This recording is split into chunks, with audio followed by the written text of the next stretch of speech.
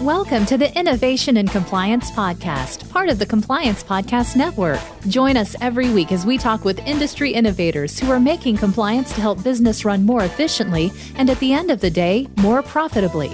Here's your host, Tom Fox. Hello, everyone. This is Tom Fox, back for another episode. And today I have with me Tanya Otterstein Liehs. Tanya is one of the most interesting people that I've had the pleasure of virtually meeting in my sort of compliance career. We literally met virtually, I think over a blog post several years ago. I have been fascinated with not only her second career, but how she's grown that second career to really help a lot of people. So I asked her if she'd come back on the podcast. It's been several years since I've had her talk about where things have gone and what she's doing. And I'm going to ask a fashion question at the end. So I will hold that in abeyance. But Tanya, first of all, thank you so much for taking the time to visit with me today.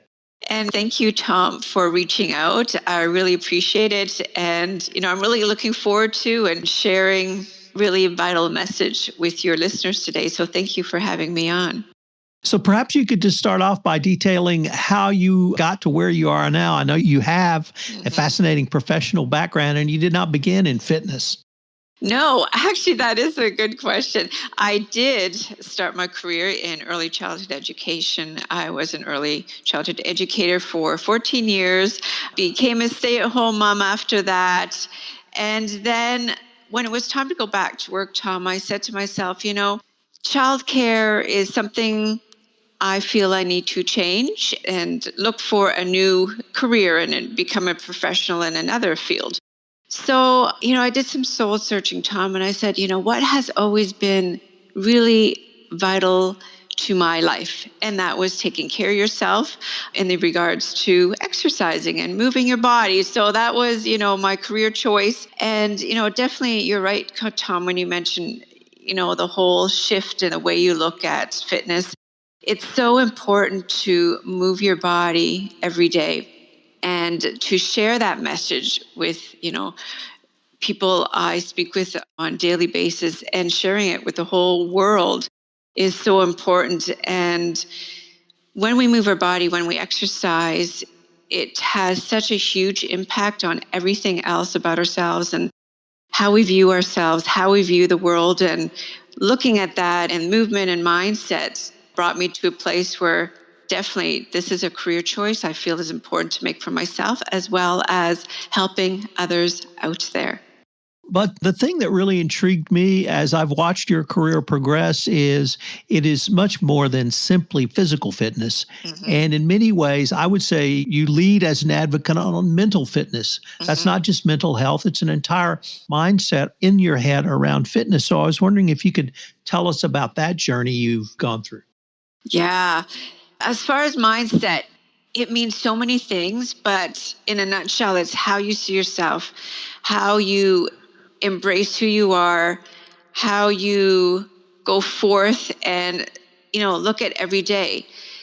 The mindset or mindfulness is realizing you're important and embracing each day and being grateful every day and giving yourself permission, Tom, to take time for yourself and change how you think. I always say to people, you feel like you could have the worst day, but there's always something important.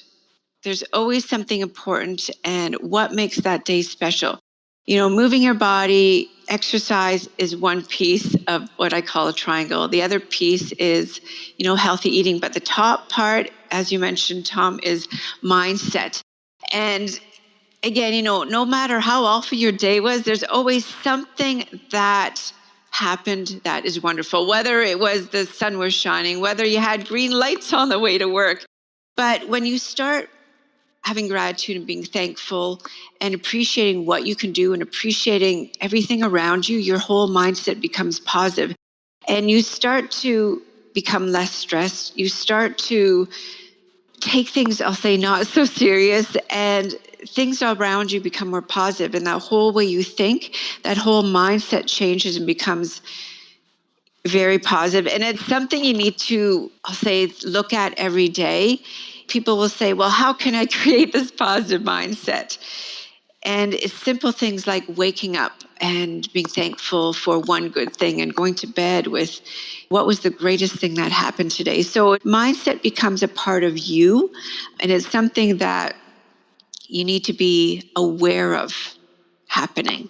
So, Tanya, this podcast is on innovation, but sometimes innovation means really going back to the true foundations or even the fundamentals. So, how would you suggest that? And that can be innovative. So, how could you suggest 5 ways people could reboot their mindset? Oh, lovely. So something that I do personally, and I've shared with other women as well, other gentlemen as well, and they've said it made a huge difference. So I'm going to share these. So 5 ways you could do that is, what I mentioned earlier is when you go about your day, recognize the small things and focus on yourself when you're feeling stressed. So things like that, is your heart beating fast? Are your shoulders getting tight? But starting to recognize that and just taking 5 minutes just to say, okay, I need to catch my breath. I need to recognize how I'm feeling. So that is one way, is recognizing when you're stressed and giving yourself permission to help produce that by simple things like breathing techniques. Number 2 is moving your body every day, exercising every day, whether that's doing an exercise session, whether that's going around the block, whether that's going for a run, whether that's going for a bike ride. But something that you enjoy is going to help you stay accountable to moving your body and exercising every day. So that is the second way. Number 3 is going to bed and thinking about the best thing that happened for the day. Number 4 is when you look in the mirror every day, when you're getting ready for work or getting ready to take on your day, is reflecting who you are and really saying, I'm wonderful because, and I love myself because, and love that smile and love that sparkle in your eyes and love for the things that you can do. And number 5 is, I'm going to add an extra one, is surrounding yourself with positive people. In this world, that sometimes we can be around people that we've even known for years and years and years, and they just make us feel not good about ourselves, and we surround ourselves in their environment and we never have good feelings. So give yourself permission to just walk away and say, I need to step away. And, whether that's end a friendship, it's sometimes a hard thing to do, but if every time you're around that person, you never feel good about yourself, you never leave feeling positive, then it's time to end that friendship. And, you hear it all the time with even higher influencers out there where it's, don't be afraid to break those negative relationships. So that is such an important thing to do as well, to embrace who you are and reboot your life and really focus on yourself, taking self-care and self-love as a priority, because we make time for everybody else in our lifetime, but do we make it for ourselves? And to reboot your life, to embrace who you are, you really need to make time for yourself. So that's definitely number 5 step of things that you can do, these baby steps in becoming who you want to be, and not compare yourself to somebody else. Remembering people love you for who you are, not who you want to be. I was wondering if you could give a few words about your self-improvement academy. Yeah, Self-empowerment academy. Yeah, self-empowerment academy. It's really important to acknowledge who you are. So what it is, it's a membership. It's open to women, and it's to help them reclaim who they are, to help them give themselves permission every day to take 5 minutes to focus on who they are and focus on what they want in life. And it's a group empowerment academy where we come together and we share motivational tips. I share recipes with them. We have group chats. I give them, simple exercises they can do, because it just takes 5 minutes, 20 minutes, half an hour, whatever fits in your daily calendar, your daily schedule. And also to do the check-ins, coming together quarterly, to do the group chats again. I answer any questions they have. And that empowerment, Tom, comes from, again, realizing you're important, embracing who you are, moving your body, giving yourself permission to make time for yourself. Because when focusing on women, again, we often feel we don't have time for ourselves, but it's time to embrace and empower who you are and realize the important things you do, realize the special gifts that you have, and every day acknowledging one thing to help you become empowerment, acknowledging one thing to help you change your mindset. Accepting the baby steps will lead to the huge goals that you've been trying to achieve, and taking those baby steps to make it happen. Tanya, one of the things that I've really enjoyed and have wanted to ask you about for some time is what I find to be your incredibly innovative use of social media. You're on social media quite a bit. We're connected on Facebook. Yeah. You have several other social media channels you post on regularly. You use it to communicate, but you also use it to brand build. So I was wondering if you could just give a few words about a woman who hopefully our listeners recognize lives in Canada, has literally created, if not a Canadian, probably a North American brand for herself using social media. Yeah, in today's businesses, it's something we need to do. The really positive things about social media is you get to share your story, and you get people recognizing that I'm not alone, right? And that's really unique thing about social media is you can share your own story and let women know, let men know that they're not alone, and we all face similar struggles, and sharing that message will help other people. And when you say North America, it's in the world. I love that because I've had people reach out, from me from the UK or from the US across Canada and say, Tanya, I've been following you for 2, 3, 5 years and I didn't even know this. And, they're like, keep on doing what you're doing because it's helping me. I realize I'm not the only one struggling. I'm realizing if I take, Tanya, these steps you're sharing with the world on social media, whether it be Pinterest, Instagram, Facebook, keep on sharing it because I've learned so much and I've become a stronger person, and I've started to implement those baby steps, and I've started to make myself important. So yeah, social media is amazing, whether it's that YouTube, on my YouTube channel, I share my message there as well, on Facebook, on Instagram. And it's something a lot of businesses often are afraid to go forth and share their story. But it's when you share your story, Tom, on social media, you become authentic. You tell your story, you help other people with their similar story. And it's really powerful, Tom, when, I think, okay, is my story, is my message of empowerment, of self-love, self-care, self-reflection is important, but then getting those messages back, I know what I'm doing has importance and is fundamentally vital to keep on sharing. So, and now we're getting near the end, and I do have a fashion question because one thing I've noticed over the years, as I said, Tanya's from Canada, so a part of the year it's a bit cooler than it is here in Houston, Texas. But you wear a black leather jacket.